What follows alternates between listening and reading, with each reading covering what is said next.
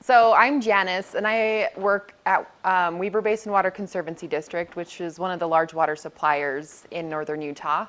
And our main task is to get water to people, you know, like we're the ones that you turn your tap on and clean water comes out. That you probably came from one of our facilities. But part of our mission is also to teach people how to carefully and correctly use our resources. So we have a large learning garden and we teach these gardening classes. And this particular series, so Localscapes is a series of classes. There's 4 of them. So if after this one you're like, I want to do a Localscapes and you want more information, we teach all of the classes. So this one is just an introduction about like why we encourage people to localscape. And localscaping is just landscaping for where you live. And we'll talk a little bit about that. But then there's Localscapes University, which is like a 3-hour, we go really into depth about all the different principles we're going to talk about. And then we have a design workshop where you bring in your plan and we like help you leave with like a finalized plan. And then we do an irrigation workshop, because where a lot of people get hung up is irrigation systems, because they're like magic, this like mystery that's under the ground. And so we like lay out a big irrigation system in our classroom, and we show you all the parts and how to like convert it from sprinkler to drip and those type of things. So this class isn't very big. So if you guys have any questions, like just ask them through the class. And where are you located? So we are, do you know the road just south of Hill Air Force Base, 193? It used to have Taipan on it. It's where that road meets 89 up against the mountain. So we're under construction right now, but in June we're going to be done and it's going to be gorgeous. So yeah, so if you guys want to come in and check it out.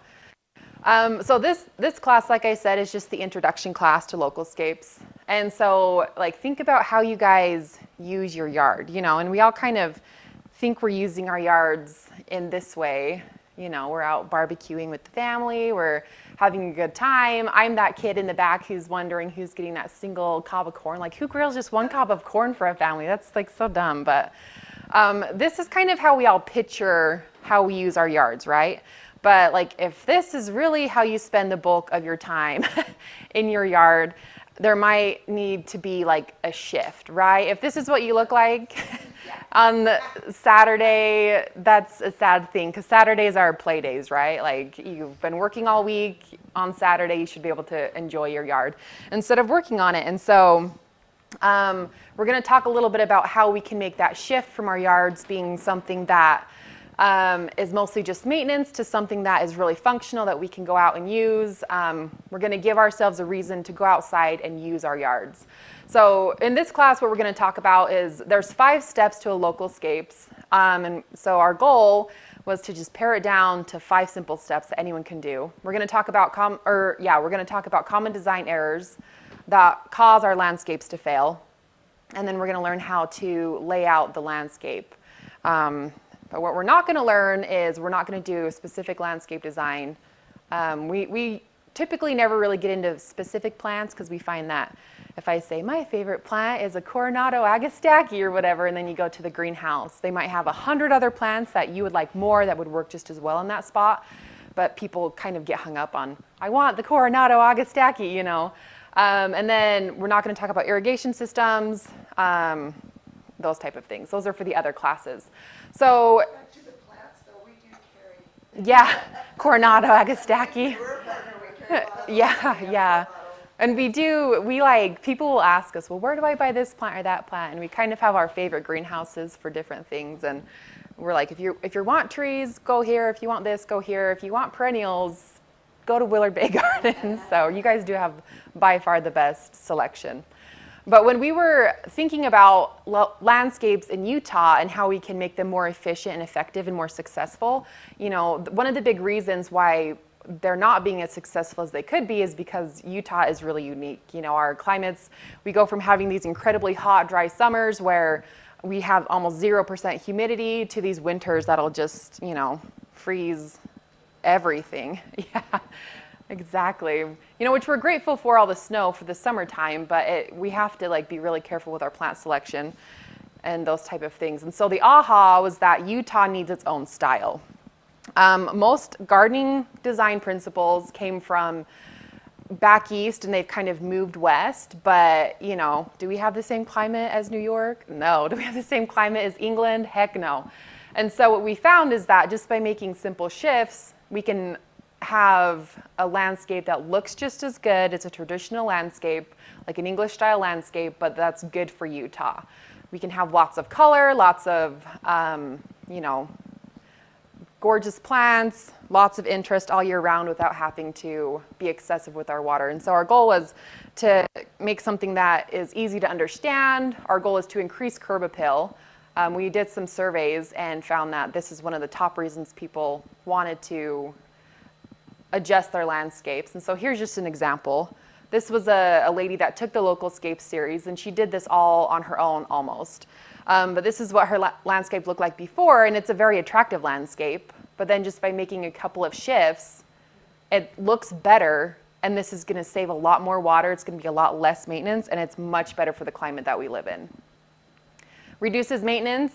This is one of the top reasons that when we ask people, what concerns do you have about moving your yard from a traditional almost 100% turf landscape to a localscape or a high perennial landscape, they're always worried about maintenance, and that's a myth, is that they take as much maintenance. You have to do a couple of things to reduce the maintenance, and we'll talk about those, but for the most part, it's going to reduce maintenance, simplify irrigation, which is huge in Utah. I tell this in almost all my classes, but it was just such an enlightening experience. When I was in Utah State, I studied horticulture, and I worked at the research farm. And we had this field day where a bunch of farmers from back east came, and they looked at some of the research we were doing. And we have these impressive irrigation systems, and one farmer was what percentage of yield increase do you guys get by irrigating? And we were 100%. We don't get a yield if we don't irrigate. So in Utah, we have to really think about our irrigation, because we're not going to be able to have, anything without irrigating almost. I mean, you can go complete zero-scape, and there's a difference between zero-scape and xeriscape, yeah. But most people aren't really into the zero-scape look. But we can have very attractive scapes. And like we already talked about, one of our goals is to improve the function, to give ourselves a reason to go outside. And so this is an example of the Localscape house. As you can see, it's very attractive. There's a lot of plant material. There's a limited amount of lawn, lots of trees, different areas. So, what are some concerns you guys would have with putting this type of landscape in your yard? Getting the water to everything, the irrigation. So, some other things that we always get told is a landscape like this is much more expensive than just putting down turf. So we do encourage people, if you're working on swapping out your landscape, we recommend doing it in shifts, maybe start with the park strip, do the side yards, those type of things. And then the maintenance is a huge, huge issue that we have. But so a Localscapes is 5 elements, and we're going to talk about each of those. And so I don't know what just happened. Hold on. I hate it when your technology doesn't work. Oh, well. Okay, so the first step is a central open shape. And this is just a really good design principle whenever you're designing anything. Having some blank space, some white space in a design is huge.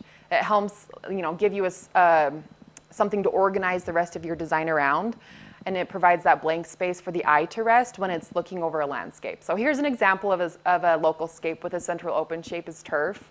And if you picture this example, take out the grass and repeat those plants all the way up to the house, would it feel as organized or look as good? Probably not.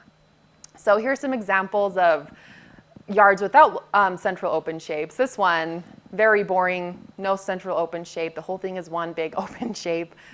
And then, but this one is the flip side. So here we have no central open shape. And I looked at this picture pretty closely, and there's actually not a ton of weeds. Obviously, this landscape has gotten away from whoever lives here, but it's not that weedy, but it looks really weedy because it's not organized. And so the central open shape just gives us something to organize our design around. So it increases curb appeal, like we've already talked about. That's a huge reason we do Localscape. It reduces the maintenance because you only have one edge to maintain instead of, I don't know if you guys have ever tried to edge lawns that are really weird and they have weird shapes and it's hard to get your edger in and it's hard to get the lawnmower in little tiny spaces. So by reducing the amount of turf that you have and putting it all in one central open shape, it's going to really reduce the maintenance. And it simplifies the irrigation. So irrigation systems are really not designed to irrigate an area less than 8 feet. So we always recommend if you're going to put turf in your yard or you're going to do something that you're going to spray, like try to keep it 8 feet or larger, just because otherwise you're getting a lot of overspray and it just a lot of water. So, and one of the big shifts that we're trying to make here is instead of designing irrigation systems to fit your yard, you're designing your yard to help fit irrigation systems. So my first job at Weber Basin Water was as an intern, and we have this program where we go to people's houses and evaluate their irrigation systems. And like it was so incredible how many times we'd try and tell people they didn't need to irrigate every day. They're like, yes, I do. My lawn is dying. Look at this brown spot right here. And we turn on their irrigation system and it wasn't even getting hit. I'm like, well, you have to make some adjustments to increase the efficiency. Yeah. Exactly. I know. There's kind of a lot. It improves the function. So on the left-hand side, we have a very typical yard, all grass, where they've carved out a couple of flower beds. We have the kidney bean shaped island in the front. This is very typical Utah. And then but like with that, you have a lot of unusable space, right? Like you're not going to encourage your kids to play on the park strip. You can't really throw a ball very good in that piece of lawn. But on the right-hand side, we have this Localscape where we've kind of greened the bean is what the old program used to be called. Now we have the kidney bean shape as the central open shape out of lawn, and then the rest is planter bed. And all of a sudden, that area is very usable. We already talked about function. This is just a real-life example of those two images. And you can see the Localscape actually highlights the house a lot better, and it's just a much more attractive-looking yard. And it doesn't have to be grass. So if you're like, I'm going all low water, you can use gravel. There's a lot of really good ground cover materials. You can use, this is one of my favorite ones. They've used these bricks as the central open shape. And a central open shape of lawn didn't make sense in this yard. Like she was a little bit older, didn't really have kids or grandkids coming around very often. And it was a corner plot. Yeah, and isn't that so cute? It was a corner yard, and so she tucked that in the corner of her property. It's kind of out front, and it just looks amazing. This is one of my favorite ones. Something to note, though, when you choose to have a central open shape that's not a plant material, it's a really good idea to put low-growing ground covers or low-growing perennials around the side to still give you the effect of having lush green space. So some best practices for the central open shape. Lawn is always designed. And so this is kind of like a shift in how we've always done things, because typically people are like, they want 100% grass, and then they start chiseling away. I want a flower bed here and a vegetable patch here, and I want a seating area here, and the rest just becomes lawn by default, and that creates a lot of weird little spaces that you're trying to maintain or you're trying to irrigate, and it's just hard. And so we're flipping that. So lawn is no longer the default ground cover. It should be unobstructed to make irrigation and maintenance easy. No less than 8 feet wide. I already talked about that. And then not on a slope. And this is also just for irrigation purposes. And our rule of thumb that we tell people is like if you're sitting on a chair and you're feeling like you're going to tip over backwards, then it's too steep to put lawn on. It's too difficult to irrigate that area. And then lawn is not a path. And I have a couple slides about that. So the second step in a Localscape are gathering areas. And so you've got your plan on your central open shape. And the next step is you're going to design in your gathering areas. And so here's our Localscape house. They've added 2 gathering areas in the back, a patio for entertaining, and then a private seating area, this gazebo on the side. You know, there's a lot you can do with it. I love this. I would love to have a yard like this, and think of like all the entertaining you could do outside. So much seating. Some practices, best practices though for gathering areas. What is the issue with this picture? Does anybody?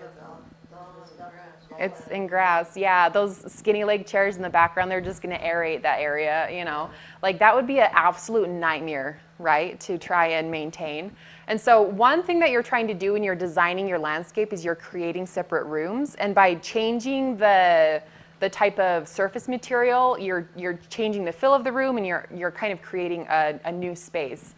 So this would be an absolute disaster to try and irrigate and mow and edge, any of that type of stuff. So we encourage people, you know, to have the right surface material, and gathering areas do a lot for the yard. This is one of my favorite landscapes as well, super cute. And the cool thing about this one is that house is like your typical 1970s, very square brick house, right? Is that the front yard? Yeah, this is the front yard. And there's like zero architecture to the house. But the landscaper they had come in and design it, he gave the house architecture by putting in this amazing, so that the brick area serves as the central open shape as well as the gathering area. And it adds a lot of curb appeal to this house. And I love like kind of the courtyard feel it has by that short wall. Oh, I just love this yard. But you know, and we've got 2 gathering areas here. We have that main one in the front, and then there's that little path with the little bench in the back. And so, you know, adding these gathering areas adds a lot of curb appeal, and it makes the house feel so much more welcome by having front yard seating areas, which maybe you don't want to go for that. Maybe you're like a, you know, get off my yard type of person, in which case don't put seating areas out front then. But they reduce a lot of maintenance. So these people, they did their whole Localscapes by themselves. So they came to all the classes, and this is what it looked like before, and this is what it looked like after. Like it's a huge shift, and you can see how much maintenance they've cut out just by simply making everything hardscape. And this guy, he was like super uber crafty, and so he basically built everything himself. And so for them, this was very economical. Like obviously, if you were having someone come in, this could be a lot more expensive, but like he did everything almost. He built the fire pit, he built those grow boxes in the background. Yeah, so yeah, they changed the post, they painted the house as well. So huge shift, really reduced that maintenance. Improves function, you know, it's giving you a reason to go outside and use your yard like we talked about. So here we have a side yard example, or a front yard, I guess, that cute seating area, like it's kind of cozy in the shade, you know, and then a nice backyard example. And customize it to your interests. Like maybe you have a small yard and you're just looking for a nook to read in, you know, build yourself something like this with a swing, or maybe you're really into entertaining and want a large patio. So some best practices for the gathering areas. We already talked about using the correct surface material. Obviously, if your chair is going to be, you know, pulled out and pushed in often, make sure it's a material that can easily, you can slide your chairs on. Right location for the seating type. It's, you know, for me, this almost seems so obvious, but sometimes we have people come in and they're trying to put their large patio on the back corner of their yard, which is fine if that's what you really want. But at my dad's house growing up, we had a large patio kind of halfway back the property, and I felt we spent all of our time outside running back and forth for salt and pepper or ketchup or more napkins. So it makes more sense for your large gathering area, you know, you're going to be doing a lot of entertaining, to be closer to the kitchen area as well. Then just think about traffic flow. Make sure it's the right size. So you've got your gathering areas and your central open shape, and then you're going to move on to activity zones, which I think this is like a lot of fun. This is where landscapes get really fun. But this is, you're just going to, you know, all of those wish list items, you're just going to start plugging them into your yard. You know, maybe you want a play area for the kids, or a chicken coop, or a shed, or a vegetable garden, or a jacuzzi, or a pool, or, you know, any of those type of things.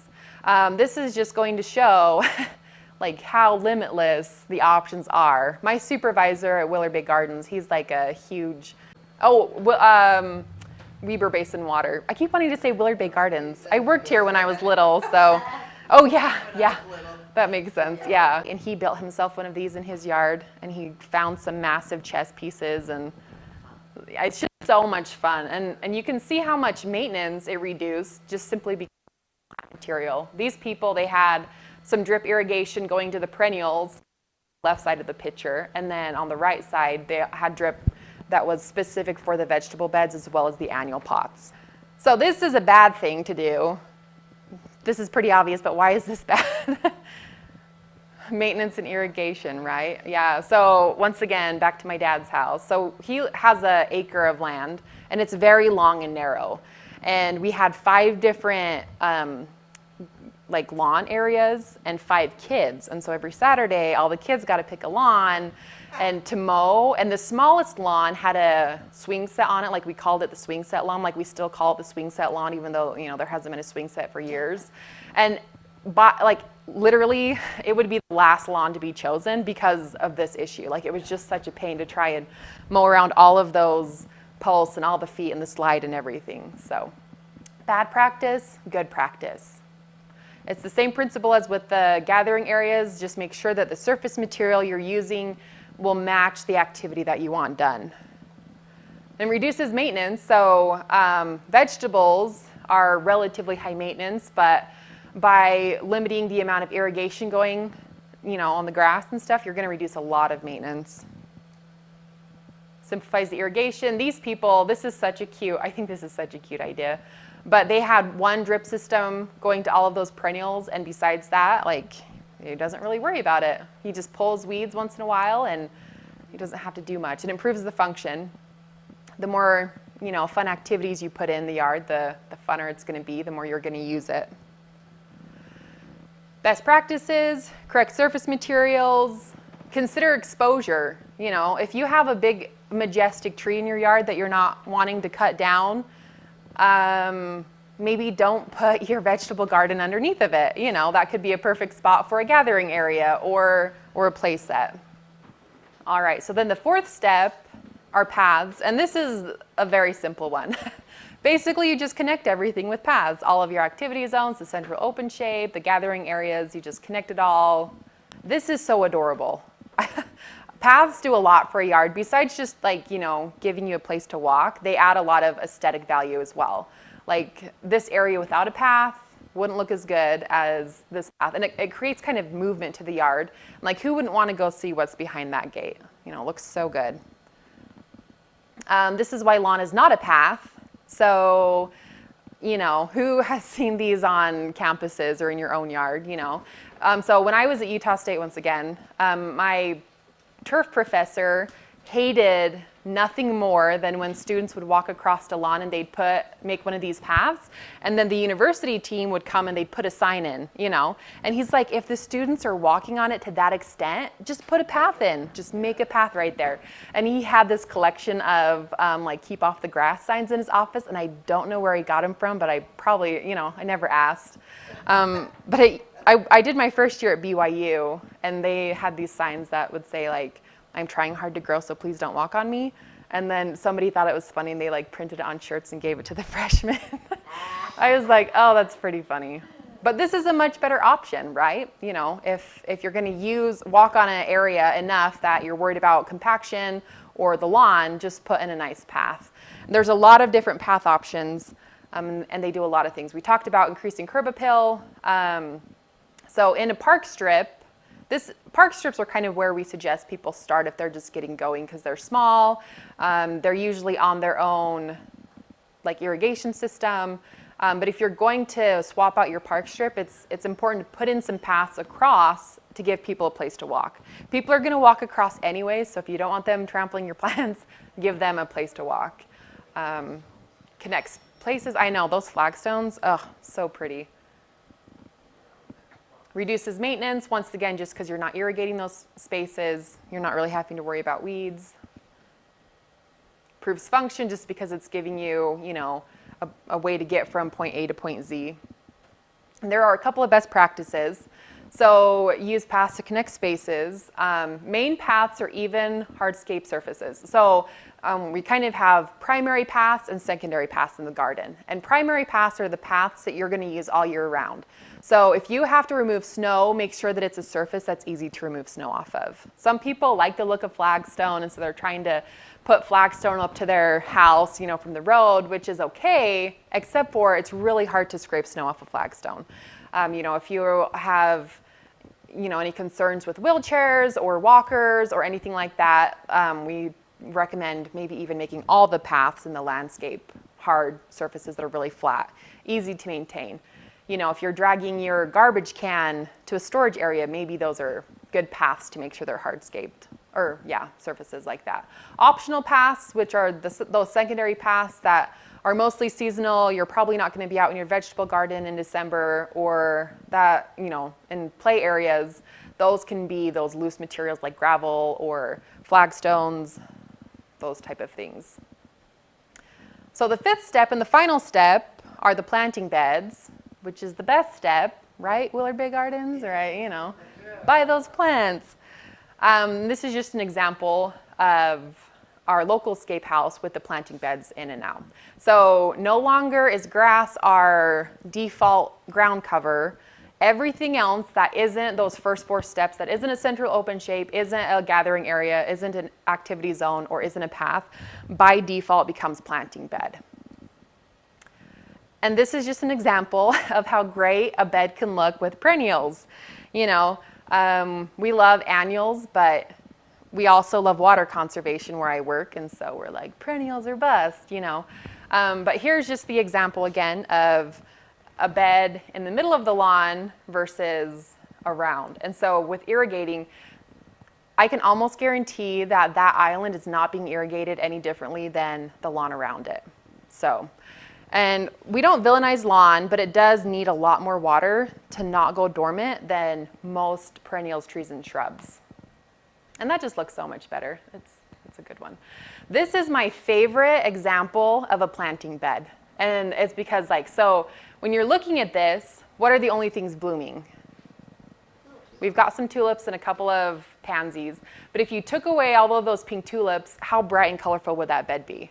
So it almost looks like it's in bloom. You have a lot of different types of green. You have dark greens and bright greens and yellows and burgundies and reds, just by choosing appropriate, or not, maybe not appropriate, because any plant is appropriate, right? But by choosing plants that have interesting foliage as well. So we always recommend, if you have a choice, if you're at the greenhouse and you're looking at a plant and there's a burgundy foliage option and a green option, you know, think about what that plant is going to look like when it's not in bloom.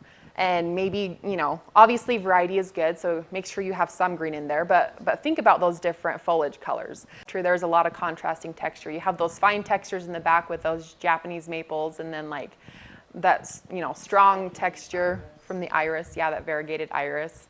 Yeah, so this, whoever designed this, good job. This is up in like the Sugar House area of Salt Lake City, and they just did an excellent job. And it reduces maintenance, you know. So with a planting bed, you can kind of make it as little maintenance or as a lot maintenance as you want. And that's kind of just how Localscapes are. Like if you're like, I want practically no maintenance, make a bigger gathering area or pour an RV pad or a sports court or something. You know, and like with this, this is going to be some maintenance. You know, you're going to have to deadhead. You're going to have to get out and spring clean and do some cleanup in the fall. You are going to have to do some spot weeding, but really those plants are established enough that they're going to outcompete most of the weeds. And in this yard, these people have really like got a low maintenance yard because they have practically no plant material. This has one drip system going around the whole thing, and they have a drip emitter going to every plant, and the rest of it is covered by a thick layer of mulch. And so between the areas between the plants not getting watered and a thick layer of mulch, they have almost virtually no weeds. So best practices for irrigating, you know, with high density plantings like this one, we recommend that you use something called inline drip. And that's just, you know, we have the I actually don't remember if this is the presentation with all the different ones. Okay, no, never mind. So basically we encourage drip irrigation. So we have two different types of drip. This is called inline drip, and it's mostly used for high density plantings. And this is where you create a grid through your flower bed, and it's gonna evenly soak the whole space.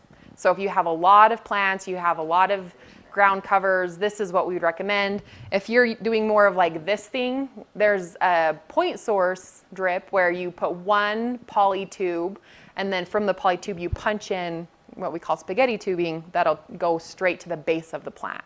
So this, hardly any maintenance, and these systems last for years and years and years if you can put them underneath some mulch. If they're left out in the sun, they're gonna break down pretty quickly, but for the most part, you know, they last forever.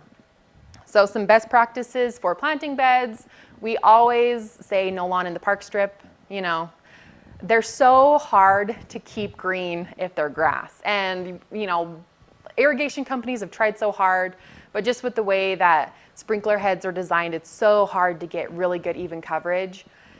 So let's just not worry about it and not put grass in the park strip. So this is a really good no lawn alternative, but it almost looks like lawn. So if you kind of like that look, or you're wanting like consistency with your neighbors, and so you kind of want this, there's a lot of good ground covers. I think this is a time, you know, lots of different things you can use instead. Use Utah-friendly plants. This one sounds obvious, but I was at a greenhouse, and I won't like name drop. It wasn't Willard Bay Gardens, but I was like going through a bunch of their shrubs, and they had like, it was like a pomegranate, and it was like, there are hardy pomegranates, but this one was like zone 8, and I'm like, what is this doing with the rest of the shrubs? I bought it anyways, because I was like, oh, cool, a pomegranate. But you know, we just have to really make sure we're looking at tags. Yeah, so there are thousands that work here. You know, Willard Bay Gardens has so many, and then we've got a lot of learning gardens in Utah, and I think people mostly just think of, you know, Thanksgiving Point or like Red Butte, but there's almost every water district has a learning garden connected to it, and then Utah State has quite a few as well. Like I was kind of talking about before with drip irrigation, this is really what's going to cut down the maintenance on the weeding, is if you use drip irrigation and then you put down that mulch. And then we always recommend that annuals go in containers, because typically annuals are much more needy than perennials, and so if you put annuals, you know, with low water perennials, either one is going to get overwatered or it's going to get underwatered. Like you have to, and most people irrigate to match the watering needs of the high water use plant, and so it just kind of, it wastes a lot of water. So we recommend you put them in containers, and you put them where you're going to see them all the time, you know, by your patios or gathering areas, those places that you're going to see it a lot. So yeah, I know it's nice. The color is just so nice, but they typically need just so much more. But here's kind of putting it all together. So Localscapes works for any lot size and any lot shape. So people, you know, sometimes people are like, oh, well, we all can't have rectangle yards like all the examples that you see, right? But these really do match for a corner lot. Like in this example, it really didn't make sense to have the central open shape right behind the house.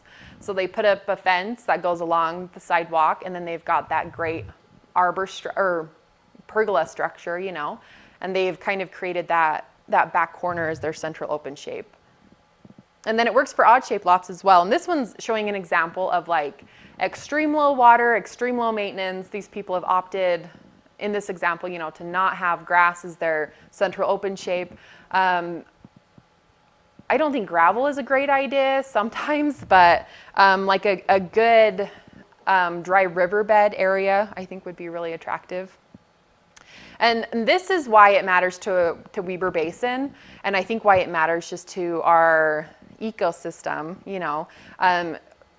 Utah's population is one of the fastest growing in the nation by percentage. We have a lot of people moving in, and according to the last census, 80% of the growth that's happening in Utah is happening from our families. So we still have large families in Utah, and even though a lot of people are like, well, those people are moving in from California, you know, the majority of the raise of population that we're seeing is from people's kids and grandkids. So if we want to have water for the future, we're going to have to conserve. And our water supply is really not going to go up at all. It's pretty set.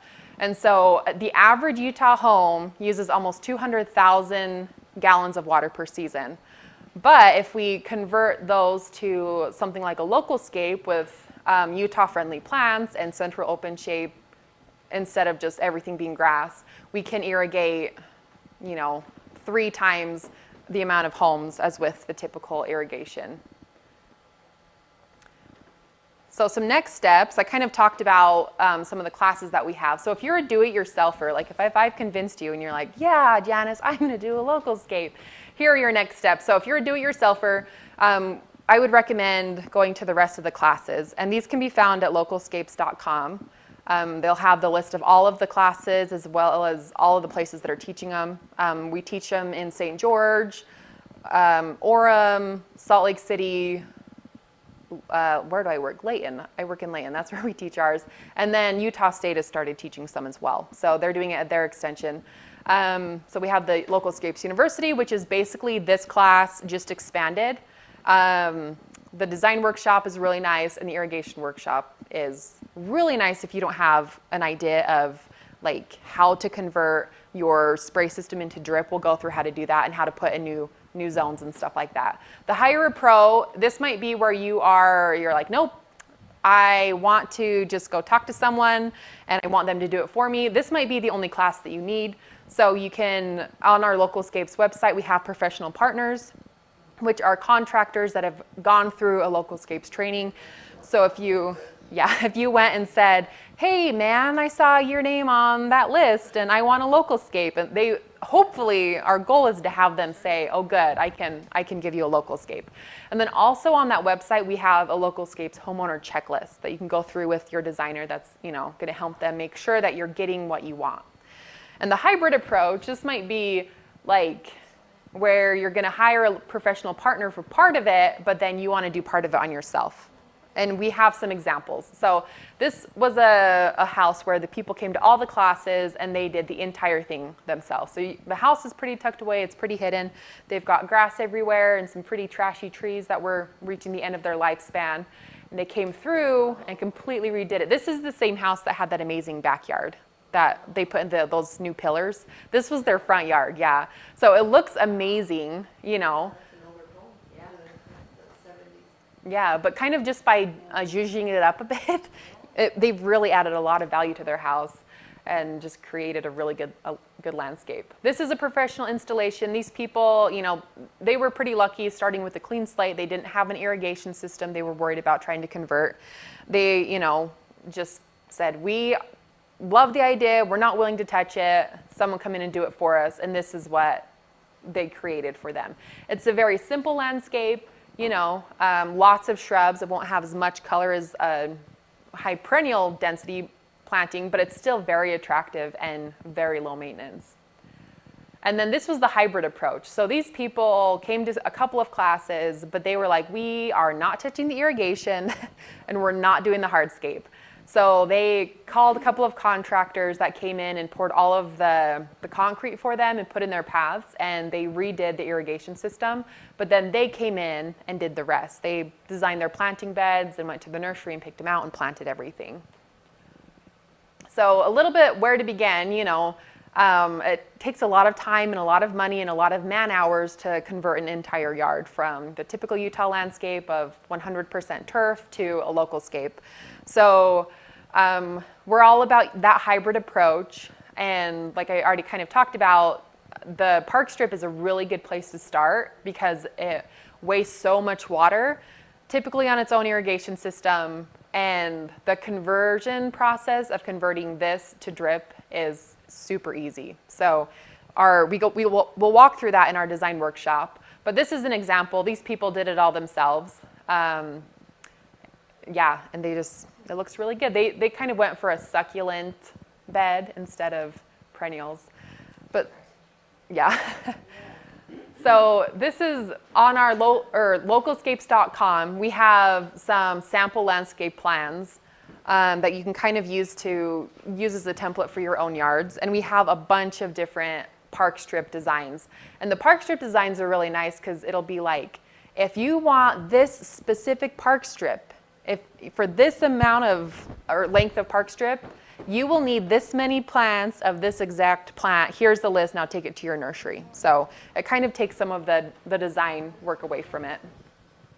So this is our learning garden. Actually, this like makes me want to cry because this is exactly where we put our new education center. I know, I'm like, that's my favorite picture of the garden and it's not even there anymore, but that's okay. So we teach classes and we have thousands of good plants that in the summertime, you're welcome to come and peruse. Everything's labeled. And we promote all of the public gardens in Utah. We all promote each other, so there might be a garden closer to you. But we're typically there during business hours, and so if you guys need extra help with Localscapes, you're welcome to bring in your plans, and we're happy to help people with whatever they need. So Weaver Basin is different than Utah State. Yeah. Containters. Yeah. So there's different. Yep, correct. We're different from Utah State. We do partner with each other. We teach each other's classes once in a while, but yeah. So do you guys have any questions? This is the last slide about Localscapes or anything. So, and this doesn't help you right now, but Jordan Valley is the one that actually created this program. Yeah, and they've been doing amazing things, but they do have a program where you can call and schedule a Localscapes consultation, and so we're working on that, and hopefully next year we'll have it up and running. But if you want to bring in pictures or like your landscape plan, I'll sit down with you for an hour and go through it.